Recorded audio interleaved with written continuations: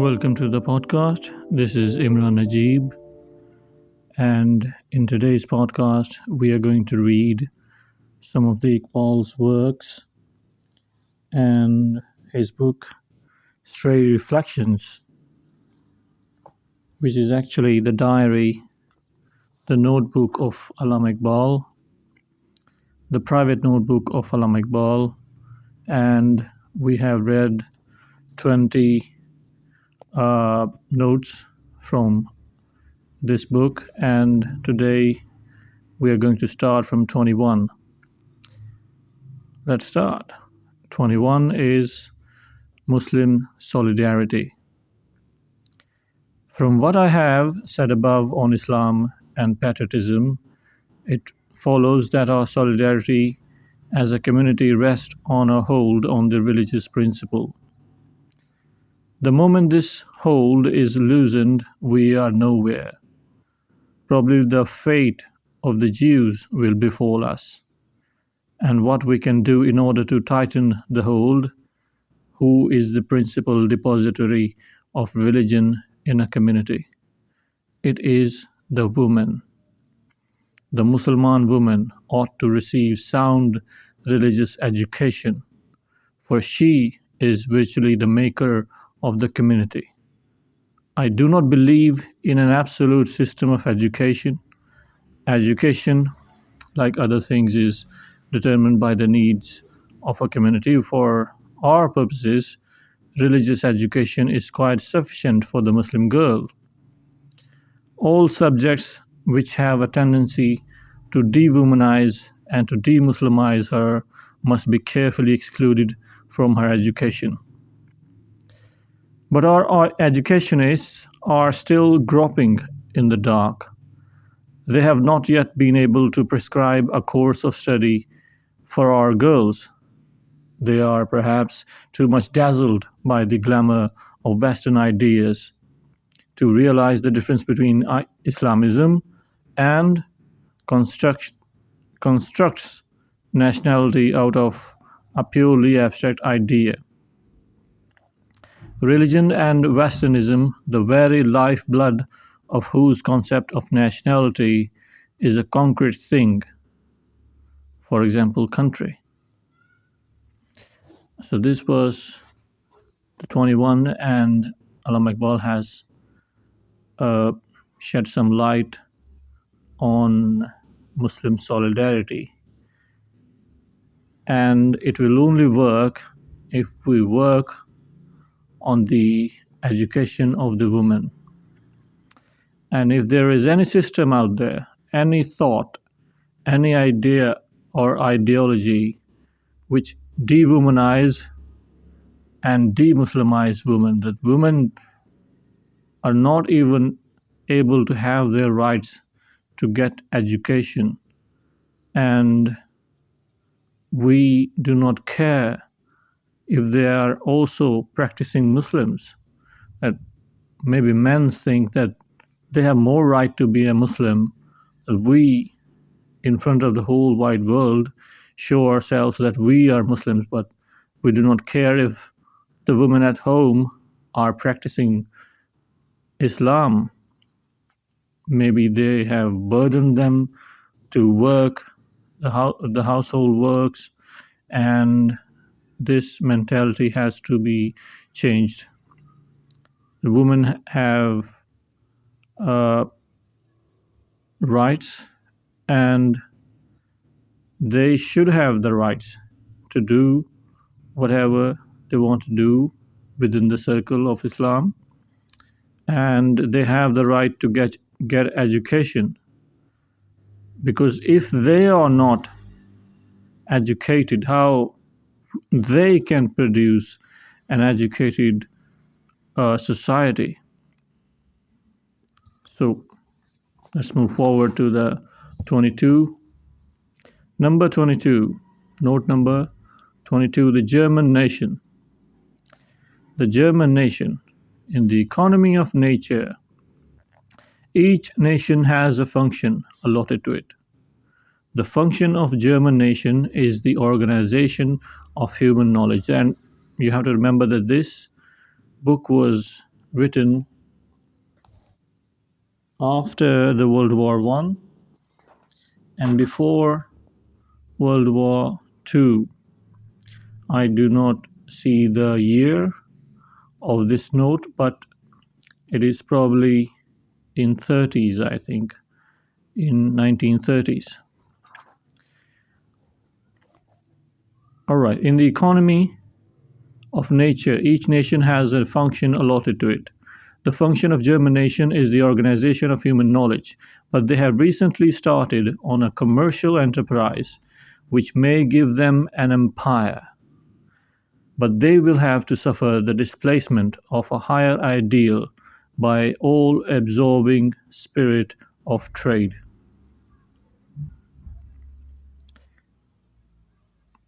I do not understand much, but they have recently started on a commercial enterprise which may give them an empire, but they will have to suffer the displacement of higher ideal by all absorbing spirit of trade.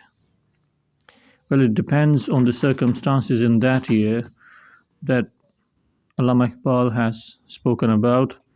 Let's move forward to number 23, which is modern Hindu. So we have to remember that this is before partition, way before partition, and Allama Iqbal passed away in 1938, and it is probably in 30s or maybe 20s, 1920s or 30s. So he's talking about modern Hindu of that time. It is extremely interesting to watch the birth and growth of a new ideal among a people. Oh, the enthusiasm it inspires and the force with which it attracts all the energies of a people to one common center. The modern Hindu is quite a phenomenon. To me, his behavior is more of a psychological than a political study. So it's a psychological problem or the psychological change than the political. It seems that the ideal of political freedom, which is an absolutely new experience to him, has seized his entire soul, turning the various streams of his energy from their wanted channels and bringing them to pour forth their whole force into this new channel of activity. When he has passed through this experience, he will realize his loss. He will be transformed into an absolutely new people. All right.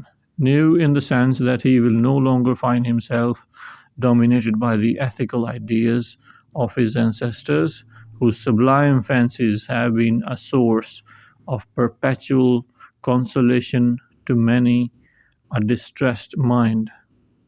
Nations are mothers of ideals. Nations are mothers of ideals, but ideals in course of time become pregnant and give birth to new nations. So he's saying that the new Hindu nation is being born at that time. And I think that that thing also backfired in the recent years, and you can see that becoming modern for so much time in India, and now there is a new breed of Hindus who are going backwards in their beliefs. So they are turning back to what they were long time ago instead of keeping moving forward. Number 24, right and might. Philosophy is the logic of right. History, the logic of might. The canons of this later logic appears to be more sound than those of our sister logic. Let's read it again. Right and might. Philosophy is the logic of right. So in philosophy, we try to find out what is right And history, the logic of might. Maybe history tells us what was might, the greater or the powerful. And the canons of this later logic appears to be more sound than those of her sister logic. All right. It's quite difficult to understand Iqbal. I'm not an expert on everything about Iqbal, but these are very deep writings, even though they are small, few lines, his ideas, his stray thoughts, but still, these are very deep, way deeper than we think to understand. And we can even, if we try to translate these lines, we can translate a couple of lines into a whole paragraph, or maybe an essay. Maybe someone can write a whole book of translation of 2 lines of Iqbal. That's quite deep. Number 25, the future of Afghanistan. So let's see how did he see the future of Afghanistan. The verdict of history is that buffer states have never been able to form themselves into great political units. And there is also an irony I see now. Let's see. Let's read it again. The verdict of history is that buffer states have never been able to form themselves into great political units. So was the case with Syria, a buffer state between the empire of Rome and that of the Persians. It seems difficult to forecast the future of Afghanistan. And the irony is that I see the same fate or the same situation right now with Pakistan. I don't see a great nation on the other hand. I mean, on one side you can say there is India. On the top there is China. And on the other hand, there was US in Afghanistan, but they left. And the other one is Iran, which is great, but not that kind of great nation which is collapsing with each other, clashing with each other. No, they're not clashing with each other. So we, in maybe a psychological manner, Pakistan is still a buffer state, maybe a buffer between 2 ideologies, 2 mindsets, 2 nations who do not share their borders, but they have their ideologies clash, and we are between that. All right, number 26, life as criticism of poetry. Matthew Arnold defines poetry as criticism of life. That life is criticism of poetry is equally true. Life as criticism of poetry. Matthew Arnold defines poetry as criticism of life. That poetry is the criticism of life about life. That life is a criticism of poetry. That life is a that life is criticism of poetry is equally true. So it goes both ways, that we can say that poetry is the criticism of life, and the life is also criticism of poetry. That our life is a living criticism of the poetry. This reflection was published in New Era, Lucknow in 1917 without any changes, KAS. Let's see. Let's move forward. Number 27, European Christianity. In the sphere of human thought, Muhammad, Buddha, and Kant were probably the greatest revolutionaries. In the sphere of action, Napoleon stands unrivaled. I do not include Christ among the world's revolutionaries, since the movement initiated by him was soon absorbed by pre-Christian paganism. European Christianity seems to me to be nothing more than a feeble translation of ancient paganism in the language of Semitic theology. I do not want to comment on this one. I hope you understood what Iqbal said about European Christianity. Let's move forward to number 28, Christ and Spinoza.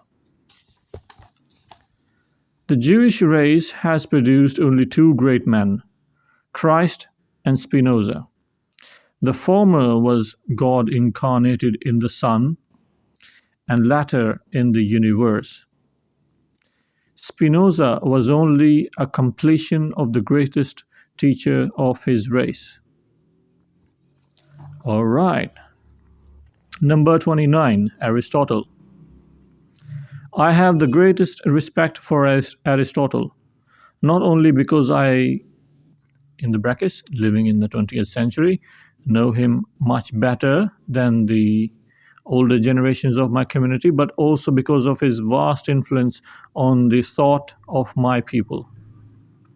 The tinge, however, of ingratitude revealed in his criticism of Plato's doctrine of ideas withholds me from giving him my fullest admiration. I do not deny the truth contained in his criticism of his master's views, but I detest the spirit in which he chooses to approach them. This reflection, now I'm going to read this PS or maybe something with a star underneath this paragraph, just the information about the Aristotle, number 29. So in the star, it's written, the reflection was published in New Era, Lucknow in 1917 is the information about this paragraph. The last sentence was changed to, I do not deny the element of truth in this criticism, but I do detest the spirit in which he chooses to handle his master. KAS. All right. Number 30. The madness of Nietzsche. There are strange inconsistencies in the nature of man. If I marry a prostitute, I indicate thereby that I do not object to such nasty alliances. But if you make my conduct the subject of a story, I take it ill. I condemn in theory what I permit in practice. The philosophy of Nietzsche, at least in the domain of ethics, is an attempt rationally to justify the conduct of Europe. Yet this great prophet of aristocracy is universally condemned in Europe. Only a few have realized the meaning of his madness. Still a very deep thought, a very deep, stray reflection about the madness of Nietzsche. All right, that is until 30. I think that's it for now, and we will continue in the next session.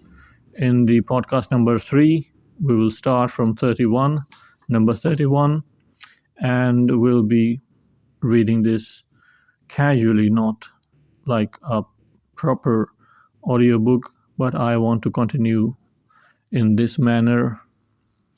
And until then, take care of yourself. See you again in the next video. Bye-bye. Goodbye. Bye, bye, bye, bye.